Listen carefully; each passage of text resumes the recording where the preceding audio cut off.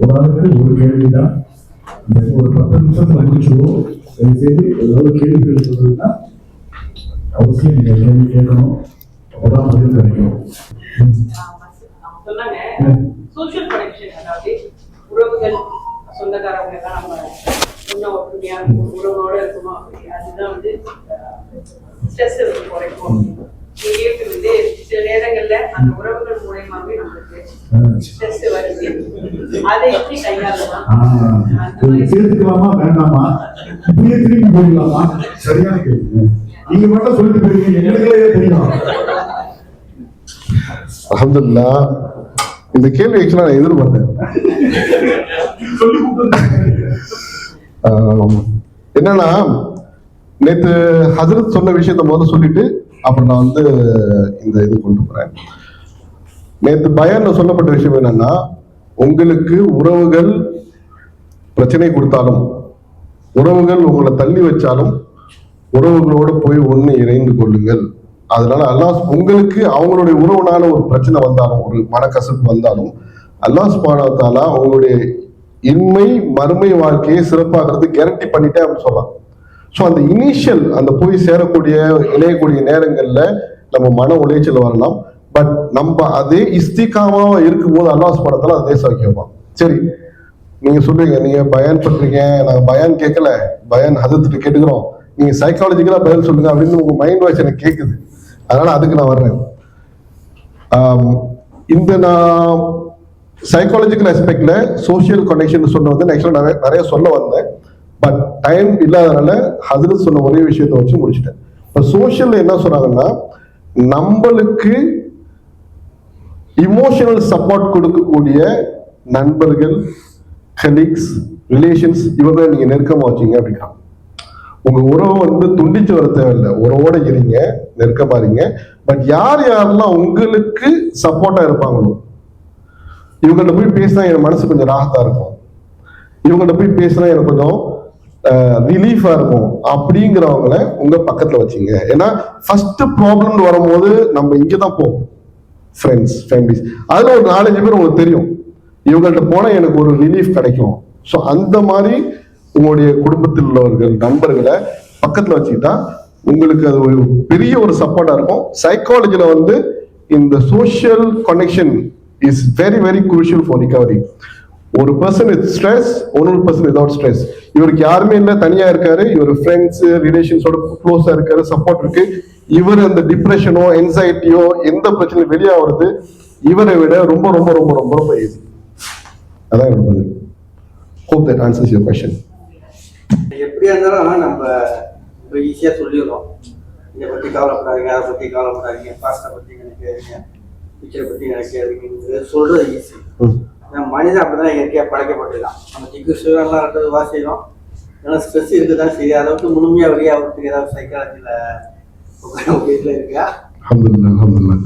அதான் சொன்னேன், பயான் செய்யாதீங்க, சைக்காலஜிக்கலா பேசுங்க. நீங்க சொல்ற மைண்ட் வாய்ஸ் எனக்கு விளைஞ்சது இருக்கணும், யாரும் வரலாம், அங்கதானே வந்துட்டு இருக்கோம், இதுதானே ஆகணும். அதாவது கவுன்சிலிங், சைக்காலஜில கவுன்சிலிங், டாக் தெரப்பி, ட்ரீட்மெண்ட் இப்படின்னு இருக்கு. ஸோ நம்ம ஒரு பிரச்சனைன்னு ஒரு ஆள்கிட்ட போகும்போது ஒன்றும் கவலைப்படாதீங்க, பிரச்சனை இல்லை, சால்வ் பண்ணிடலாம், இதெல்லாம் பெரிய விஷயமா, என் வாழ்க்கையில எவ்வளவோ பார்த்துருக்கேன் அப்படின்னு சொல்றதுனால அவங்களுக்கு அந்த கம்ஃபர்ட் கிடைக்காது.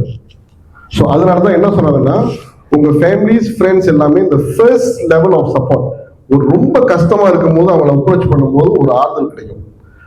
ஆனா அதுக்கு மேலே உங்களுக்கு அந்த பிரச்சனை இருக்கு, ஸ்ட்ரெஸ் இருக்கு, உங்களுக்கு அந்த மன வலி இருக்கு, யாராலையும் உங்களை வந்து அதை அறிஞ்சு அதை வந்து பேச முடியல அப்படின்னா அங்கதான் கவுன்சிலர்ஸ், சைக்காலஜிஸ்ட், சைக்காட்ரிஸ்ட் வராங்க.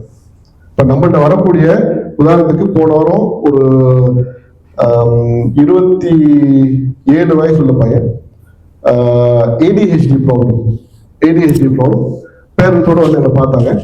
பார்த்துட்டு சொன்னாங்க, ரொம்ப நாளா நாங்களும் என்னமோ ட்ரை பண்ணி பார்த்துட்டோம், ஒன்றும் முடியல, இப்பதான் ஃபர்ஸ்ட் டைம் வந்து ஒரு கவுன்சிலர் பார்க்குறோம். முதல் செஷன் முடிஞ்ச உடனே எங்களுக்கு ஒரு வித்தியாசம் தெரியுது. நான் அனுப்பின SMS-க்கு என்ன காட்டுறேன், வாட்ஸ்அப்பில் காட்டுறேன். முதல் செஷன் கவுன்சிலர் நம்பி வந்தோம், ஆனா வந்து நாங்க ரிக்ரெட் பண்ணல. ஏன்னா இத்தனை வருஷம் நாங்க பேசி பார்த்துட்டோம், அவனோட ஃப்ரெண்ட்ஸ் பேசி பார்த்துட்டாங்க, ஆனா வந்து அவருக்கு ஒரு தெளிவான இது டைரக்ஷன் கிடைக்கல, ஏன் இப்படி இருக்கேன், எனக்கு ஏன் இந்த மாதிரி சிம்டம்ஸ் இருக்கு தெரியல அப்படின்ட்டு ரொம்ப நாளா அவர் வந்து பிரச்சனையில மாட்டிட்டு இருந்து ஒரு வேலையில ஒரு ஆளா அவர் 2 மாசம் 3 மாசம் மேல இருக்க முடியாது. ADHD ப்ராப்ளம் உங்களுக்கு தெரியும். அதுக்கப்புறம் பல வேலைகளை மாறி பல பேரை பார்த்து எல்லாம் செஞ்சு அப்புறம் டாக்டர்கிட்ட போனா டாக்டர் வந்து டிப்ரெஷன் சொல்லிட்டு மருந்து கொடுத்தாங்க. அதுக்கப்புறம் கவுன்சிலிங் வந்தாரு. வந்து ஒரு வாரத்துல அட்லீஸ்ட் எனக்கு அடுத்த ஸ்டெப் என்ன செய்யணும், என்னோட சுச்சுவேஷன் என்ன, நான் எப்படி இருக்குங்கிறது விளங்குது, but I still need to come for therapy அப்படின்னு சொல்லிட்டு still following up with counselling. So உங்களுடைய அந்த பிரச்சனையை உங்களுடைய சொந்தங்கள்ல பேசி உங்களால தீர்க்க முடியல, அதுக்கு தீர்வு இல்லை. நான் பெரும்பாலும் இருக்காது. ஏன்னா இப்ப நான் இவர்கிட்ட நான் வந்து பேசுறேன்னா இவரை பத்தி எனக்கு தெரியும், என்ன மச்சான் அப்படி இருக்கு, அதெல்லாம் ஒன்றும் பிரச்சனை இல்லை, சால்வ் நான் சொல்லலாம். பட் அவருக்குள்ள பிரச்சனையை அவரோட ஸ்டீரியோ டைப் இல்லாம ஒழுங்கா பார்த்து இப்படித்தான் செய்யணும் அப்படின்னு கொண்டு போறதுக்கு ஒரு ப்ராப்பர் ட்ரெயின்ட் ப்ரொஃபஷனல் கவுன்சிலர் அவர் தெரபிஸ்ட் அவங்க தேவை. கொஞ்சம் செலவாகும். நம்ம வந்து உடம்பு சரியில்லைன்னு டாக்டர்கிட்ட போனா எவ்வளவு செலவாகுது, அதை விட கொஞ்சம் தான் செலவாகும். இன்ஷா அல்லாஹ். ரொம்ப அருமையான விஷயங்கள் நான் கேள்விப்பட்டேன். எனக்கு ரொம்ப சந்தோஷம். ஒரு வகையில் உண்மையில நான் பாதிக்கப்பட்டேன். ஒரு 15 வருஷத்துக்கு முன்னாடி ஃபர்ஸ்ட் டிப்ரெஷன் தான். அப்புறம் இவங்க சொன்னது எல்லாமே அப்படி எனக்கே சொல்ற மாதிரி இருந்துச்சு. அல்ஹம்துலில்லாஹ். நிறைய பேருக்கு அப்படிதான். வெளியே யாரும் சொல்றது இல்லை, தைரியமா சொல்றாங்க. அல்ஹம்துலில்லாஹ். குர்ஆன் இறங்குறதோட தொடர்பு இருக்கிறதுக்கு இப்போ ஸல்லல்லாஹு அலைஹி வஸல்லம் குர்ஆன் இறங்குறது லைலத்துல் கத்ர் 27 தான். அப்போ இரா குகையில இருந்தாங்க, கடுமையான இருட்டு. ஜிப்ரீல் அலைஹிஸ்ஸலாம் வந்து கட்டி பிடிச்சாங்கல்ல, 3 தடவை கட்டி அழுத்தி இக்ரா ஓதுன்னு கூட ஓதிட்டாங்க. அவங்க வெளியே போகும்போது ரசூலுல்லாஹ் பார்த்தது பிரம்மாண்டமான ஒரு தோற்றம். தலை வானத்துல இருக்கு, கால் பூமியில இருக்கு. இப்ப சொன்னாங்க அங்கிருந்து புலி விரட்டிக்கிட்டு வருது அல்லது சிங்கம் விரட்டிக்கிட்டு வருதுன்னா எவ்வளவு பயமா இருக்கு. அவங்க என்னைக்கும் பார்க்காத ஒரு உருவத்தை பார்த்தோன்னா எப்படி இருக்கும், ரொம்ப பயந்துட்டாங்க. பயந்து வீட்டுக்கு வந்து அந்த பார்த்ததுனால என்னமோ ஆயிருச்சுங்கிற மாதிரி பயம் இன்னும் கூடிதான் ஜுரம் வந்துருச்சு. யாருக்கு? ரசூலுல்லாஹ். அப்பதான் அன்னை ஹதீஜா நாயகி கூப்பிட்டு சொன்னாங்க, ஜம்மீலூனி எனக்கு போத்தி விடுங்க அப்படின்னாங்க. அப்ப ஆறுதலுக்கு ஒரு உறவு இருக்கு பாருங்க. இப்ப அவங்க சொன்னாங்கல்ல, உறவுகளை அரவணைச்சிங்க அப்படின்னு சொல்லிட்டு, நம்ம ஃபேமிலியில நமக்கு யாராவது வெல்விஷர் இருப்பாங்க. அந்த வெல்விஷர் யாரை பார்த்து அவங்களோட போய் நம்மளுடைய பிரச்சனைய ஷேர் பண்ணோம் அப்படின்னா நமக்கு நல்ல ரிசல்ட் கிடைக்கும். நமக்கே தெரியும் நம்ம குடும்பத்துல சில பேர் நமக்கு வேண்டாதவங்க இருப்பாங்க, அங்க போய் சொல்ல வேண்டியது இல்லை. அப்ப அந்த மாதிரி பிரச்சனை அதிகமாகும். அங்க போய் சொன்னாங்க. சரி, கவுன்சிலிங் சொன்னாங்க பாத்தீங்களா, ஹதீஜா அம்மா அதோட நிறுத்தல. அவங்க என்ன செஞ்சாங்க, அவங்களுடைய சிறிய தந்தையை வந்து வர்க்கத்துக்கு நோஃப் மட்டும் கூட்டிட்டு போனாங்க. அடுத்த நாள் அவங்க தான் கவுன்சிலிங் கொடுத்தாங்க. அவங்க சொன்னாங்க, இது நீங்க பயப்படுற மாதிரி ஒண்ணுமே இல்லை, உங்களோட ஜிப்ரீல் வந்துட்டு போயிருக்காங்க அப்படின்னு உடனே அந்த பயம் கொஞ்சம் கொஞ்சமா குறைஞ்சு போச்சு. ஸோ அவங்க சொன்னதுல வந்து குர்ஆன் இருந்த விஷயத்திலேயே யார்கிட்ட போய் இதை ஷேர் பண்ணணும். இப்போ கனவு விஷயம் சொல்லுவாங்க, கனவு வந்து கண்டவோட சொல்லாதீங்க. உங்க மேல யாரு அக்கறை கொள்றாங்களோ, உங்களுக்கு நல்லது விரும்புறாங்களோ அவங்களோட கனவு விஷயத்தை ஷேர் பண்ணுங்க. அந்த கனவுக்கு எதிர்மறையான விளக்கமா இருந்தாலும் உங்களுக்கு சாதகமான விஷயத்தை சொல்லுங்க, அது நடந்துடும் அப்படிம்பாங்க. அந்த மாதிரி வெல்விஷர் தான் நம்ம என்ன செய்யணும், அதுக்கு ஷேர் பண்ணிக்கணும்.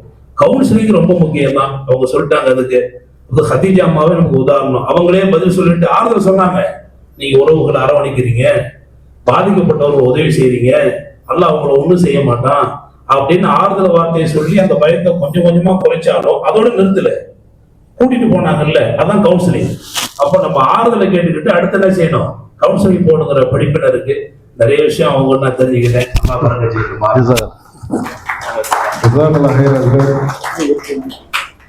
ஒரு கேள்வி,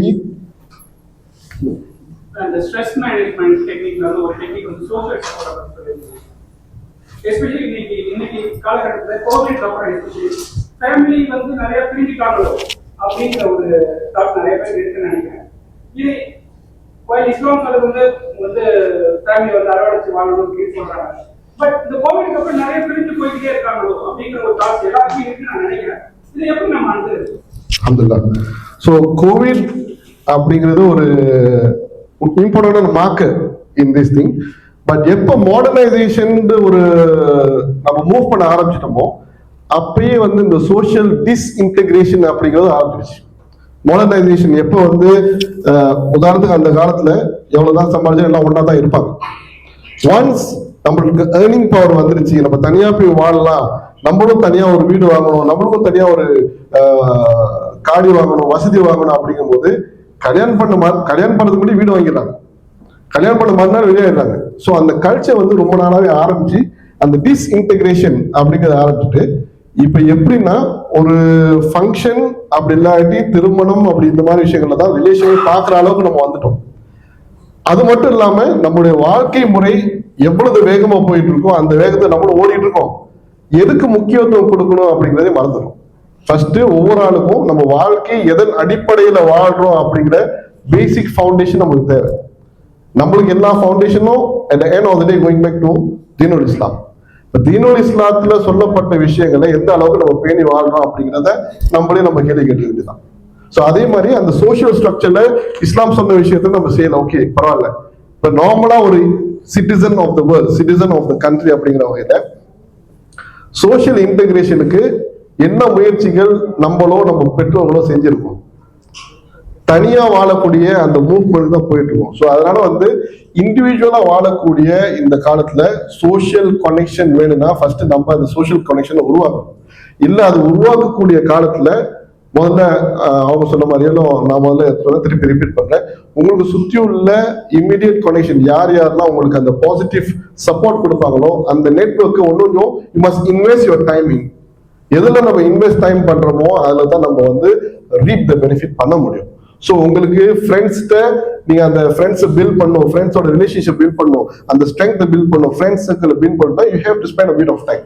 நான் வேலைக்கு தான் போவேன், வேலைக்கு போயிட்டு வீட்டுக்கு வருவேன், வீட்டுக்கு போயிட்டு வேலைக்கு தான் போவேன், இதுல டைம் ஸ்பெண்ட் பண்ண மாட்டோம்னா அப்ப எப்படி நம்ம சோஷியல் நெட்வொர்க்கை பில்ட் பண்றது, எப்படி அந்த சோஷியல் நெட்வொர்க் நம்மளுக்கு சப்போர்ட்டா இருக்க போகுது. ஸோ அப்படிங்கிறது என்னுடைய பதில். அதுல இருந்து மீண்டு வர முடியுமா? ஏன்னா இன்ஸ்டே டயபெட்டிக் வந்து ஒரு 20 இயர்ஸ் 30 இயர்ஸ் பார்க்கிறோம். டயபெட்டிக்ஸ் வந்து இது லாங் டர்ம் இதானா நம்ம இல்ல அதுல இருந்து மீண்டு வரும். ஓகே, டயபெட்டிஸ் அப்படிங்கும்போது முதல்ல ஃபர்ஸ்ட் ஆரம்பம் ஒரு ஆள் டயபெட்டிஸ் ஒன்றுமே இல்லை, ப்ரீ டயபெட்டிஸ் வராங்க, ப்ரீ டயபெட்டிஸ்லேருந்து டயபெட்டிஸ் வருது. ஓகே, இப்போ ப்ரீ டயபெட்டிஸ் வரும்போது நேச்சுரலி ஆட்டோமேட்டிக்லி இஸ் பாசிபிள், நம்ம லைஃப் ஸ்டைல் சேஞ்ச் பண்ணா ரிவர்ஸ் பண்ணிடலாம், இது மெடிக்கலி ப்ரூவன். ஓகே, இப்போ டயபெட்டிஸ் ஒரு ஆளுக்கு வந்துருச்சு, இன்சுலின் குறைஞ்சிருச்சு, இன்சுலின் டிபெண்டன்சி ஆகுறாங்க அப்படின்னா வாழ்க்கை முறையை நம்ம மாற்றி கொண்டு போகும்போது சேஞ்சஸ் ஏற்படும். பட் ஒன்ஸ் நீங்க அந்த மாத்திரை கொடுத்து டிபெண்டன்சி ஆக்கிட்டீங்கன்னா வெளியே வர்றது கஷ்டம். So before you go on the pill, let's say somebody tells you உங்களுக்கு டயபெட்டிஸ் இருக்கு ஆரம்பிச்சிருச்சு அப்படின்னா life style changes, losing wait எல்லாத்தையும் நம்ம செய்யும் போது there is a high possibility of going slightly back to a lower level and lower level. The moment you go on medication, very difficult for you to return back because dependency will fall in.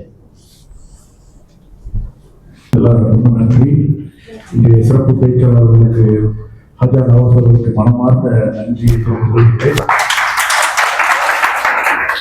ஒவ்வொரு இன்றைய நிகழ்வுக்கு வருகை திருந்தவங்களே உங்களுக்கு தான் முதல்ல மனமார்ந்த நன்றியை நாம் தெரிவிக்கிறோம். சார்பாகவும் இந்த அப்துல் கபூர் மஸ்தி அவங்களை அந்த இடத்தை கொடுத்தாங்க. அவங்க எப்போதுமே இடம் கொடுக்கறதுக்கு தயாரா இருக்காங்க, இடத்தை நிரப்புறதுக்கு தான் ஆளுங்க. அந்த இது இன்றைக்கு உண்மையா நிகழ்ந்திருக்கு. இவ்வளவு பெரிய கூட்டம், எக்ஸ்ட்ரா சேர் போட்டதெல்லாம் இப்ப பார்த்தவங்க எனக்கே ஸ்ட்ரெஸ் எல்லாம் போயிடுச்சு. ரொம்ப ரொம்ப நன்றி வருகை பெற்றவங்க அனைவருக்கும். செய்திகளும் ஸ்நாக்ஸ் எல்லாம் வச்சிருக்காங்க, நீங்க வந்ததுக்காக இல்லை, எப்போ வந்தாலும் வராங்க. அதுவே நீங்க தொடர்ந்து பல நிகழ்ச்சிகளை நடத்த இருக்கிறாங்க. அதனுடைய சின்ன ஒரு முன்னோட்டமாக அடுத்த நிகழ்ச்சி ஸ்ட்ரெஸ் மட்டும் இல்லை, நல்லா தூங்கணியா, தூங்கினா தானே ஸ்ட்ரெஸ் போகும் அப்படிங்கிறதுக்காக அடுத்த நிகழ்ச்சி எப்படி தூங்குவது, கால்கள் கால் போட்டு தூங்குவதெல்லாம் சொல்லுவாங்க. ஆமா, நல்லா எப்படி படுத்து தூங்குவதுங்கிறதுக்கே நீங்க கத்துக்க வேண்டிய சூழ்நிலையே நாம் வந்துட்டோம். அதை வந்து எப்போ நவம்பர் மாசம் 29ஆம் தேதி இதே இடத்துல 29 நவம்பர் இதே இடத்துல டாக்டர் சாவுல் ஹமீத் அவர்கள் பேச இருக்கிறாங்க. இது போல நீங்க எல்லாரும் அனைவரும் வரணும். 7ஆம் தேதி பிப்ரவரி மாசம் 2026 தப்பா போட்ட 7 7ஆம் தேதி தான் ரெஜிஸ்ட்ரேஷன் பண்றதுக்கு வந்து இப்பயே கூட நீங்க ரெஜிஸ்டர் பண்ணிக்கலாம், ரிமைண்டர்லாம் வச்சுக்கலாம். அன்னைக்கு சம்சா டிவில இதோட ஸ்பெஷலான ஐட்டம்லாம் இருக்கும். ஆகவே தயவு செய்து நீங்க அனைவரும் அனைத்து நிகழ்ச்சிகளும் வரணும். அனைவருக்கும் நன்றி கூறி வடக்கு சங்கத்தின் சார்பாகவும் மஸ்ஜித் அப்துல் கஃபூர் சார்பாகவும் உங்களுக்கு மனமார்ந்த நன்றியை தெரிவித்துக் கொள்கிறோம். ஏனெனில் டீம் இருக்குது. நன்றி. மீண்டும் சந்திப்போம் ஒரு நல்ல நிகழ்வு. வலைக்கம் சலாம் வரஹ்மத்துல்லாஹி வபரகாத்துஹு.